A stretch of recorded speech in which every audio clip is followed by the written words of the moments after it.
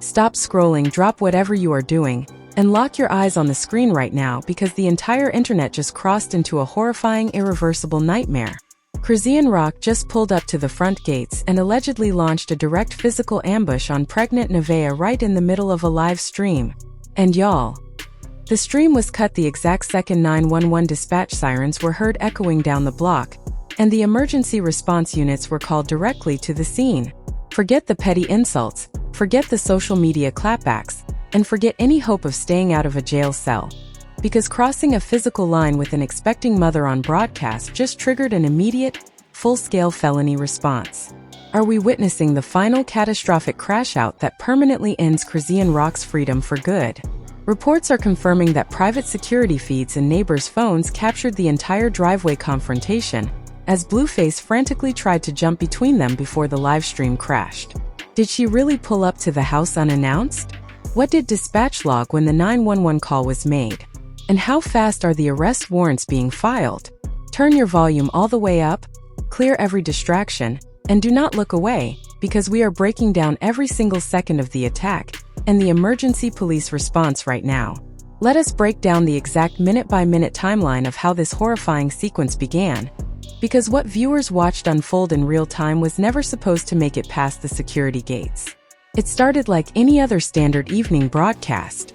Nevaeh was sitting near the front entry foyer, streaming a casual question and answer session with her audience while discussing preparations for her upcoming delivery date.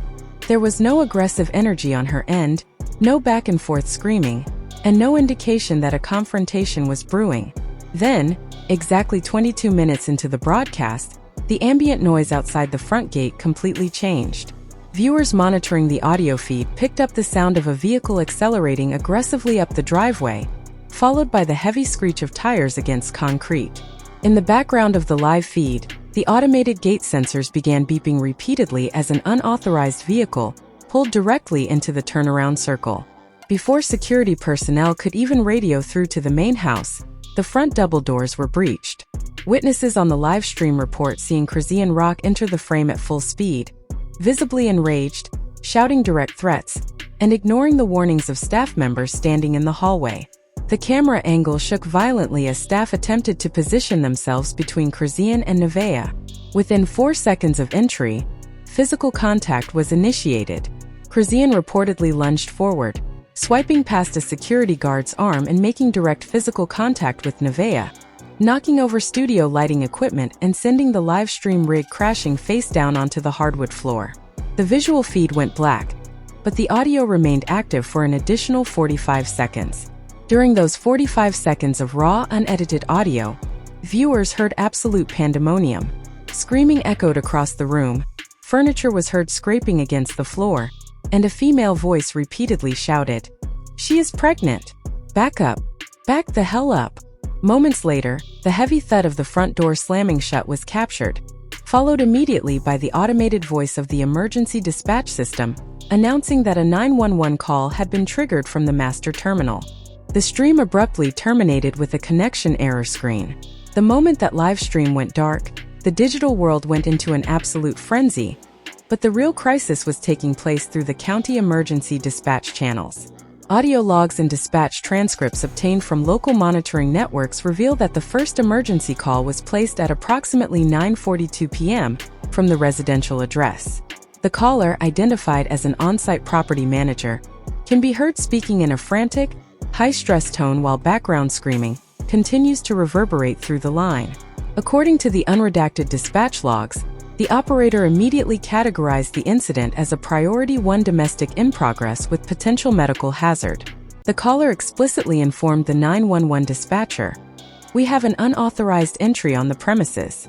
An individual entered the home and initiated a physical assault on a female resident who is in her 3rd trimester of pregnancy. We need emergency medical personnel and law enforcement units dispatched immediately." When the operator inquired whether weapons were present or if the assailant was still inside the perimeter, the caller reported that the aggressor had been physically separated by private security and was currently pacing the exterior driveway, refusing to vacate the property line. Within 6 minutes of the call being logged, Multiple patrol cruisers and an emergency medical response vehicle were routed to the coordinates with lights and sirens activated.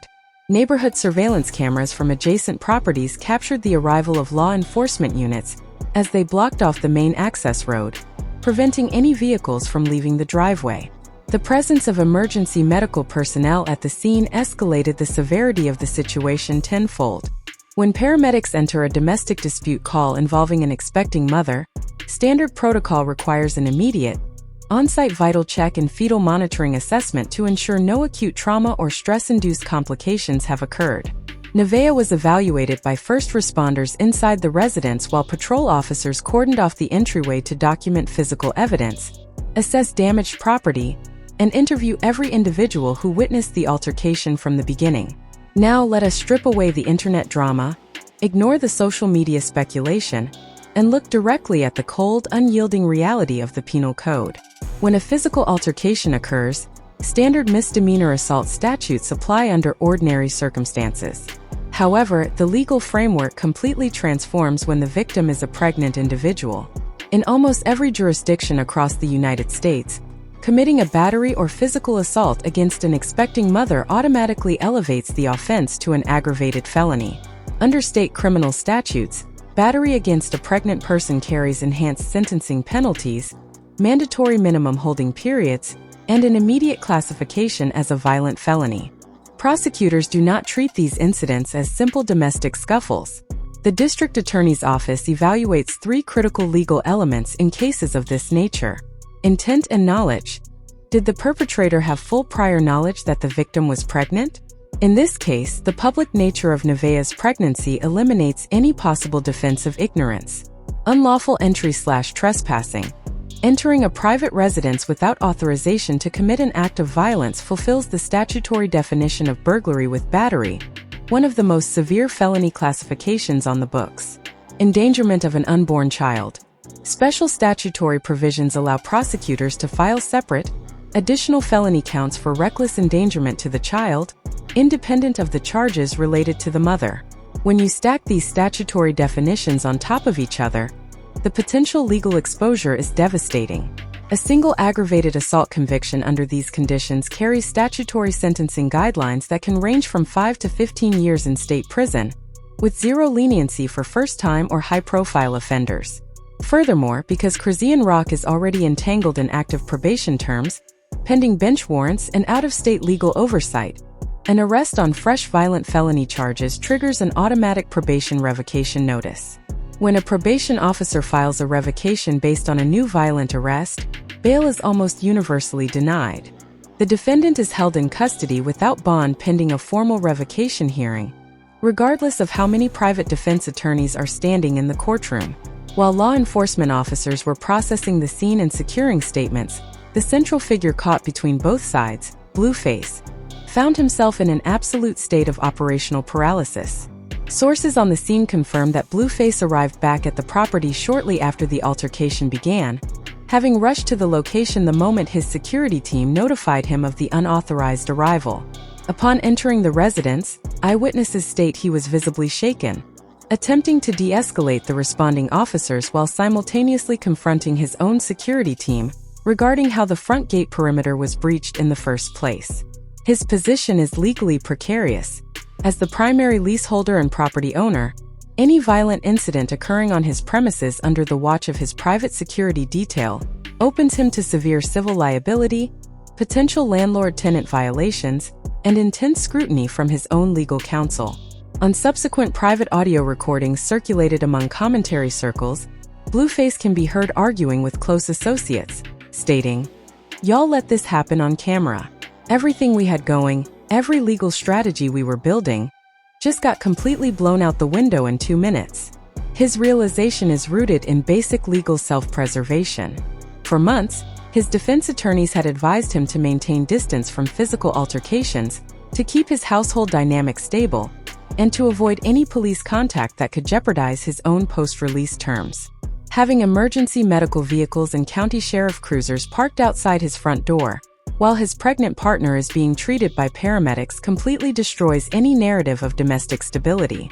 Private security staff present during the incident have reportedly been instructed by legal representatives to preserve all hard drive recordings from exterior surveillance cameras. Those hard drive files, which capture the entire timeline from the arrival of the vehicle to the physical entry and subsequent police response, are now subject to evidentiary subpoenas issued by the investigating detectives. As we examine the complete scope of this developing crisis, the overall trajectory of this situation points toward an inevitable systemic collapse. We have reached a point where digital clout, live stream viewer counts, and social media dominance have collided directly with the criminal justice system. For years, the antics surrounding this circle were treated as entertainment by millions of viewers who tuned in daily to watch the chaos unfold. The algorithm rewarded erratic behavior, the commentary community amplified every dispute, and the boundaries of acceptable conduct were repeatedly pushed further. However, the justice system does not operate on algorithmic incentives. A physical assault committed inside a private residence against an expecting mother is not a storyline that can be resolved with a follow-up live stream, an apology post, or a strategic music release. It is a documented criminal complaint backed by 911 emergency audio, physical dispatch logs, paramedic field reports, and multiple eyewitness testimonies. If the district attorney moves forward with formal indictments based on the evidence collected at the scene, the legal machinery will proceed without regard to public opinion. The bail hearings will be severe, the travel restrictions will be absolute, and the likelihood of pre-trial detention remains exceptionally high. The era of unchecked public confrontations has hit a concrete wall, and the consequences unfolding over the coming days will serve as a permanent benchmark for how the law handles internet-fueled violence. And that is the complete, comprehensive breakdown of this emergency situation. As the official records and dispatch logs currently stand, events are continuing to develop rapidly behind closed doors, and our team is actively monitoring county court dockets, law enforcement booking logs, and official statements from all legal representatives involved. Now, I want to hear directly from you in the comments below. Given the severity of the dispatch logs and the involvement of emergency medical personnel, do you believe the district attorney will issue an immediate felony warrant without bail? Or will private defense attorneys attempt to settle this matter out of court? What responsibility falls on property security for allowing the perimeter to be breached? Leave your detailed analysis, thoughts, and legal perspectives in the comment section. Make sure to hit the like button to keep this breakdown in circulation, subscribe to the channel, and turn on all post notifications so you receive immediate updates the exact second formal charges or booking documents are officially unsealed. Thank you for watching, remain vigilant, and we will see you in the next investigative report.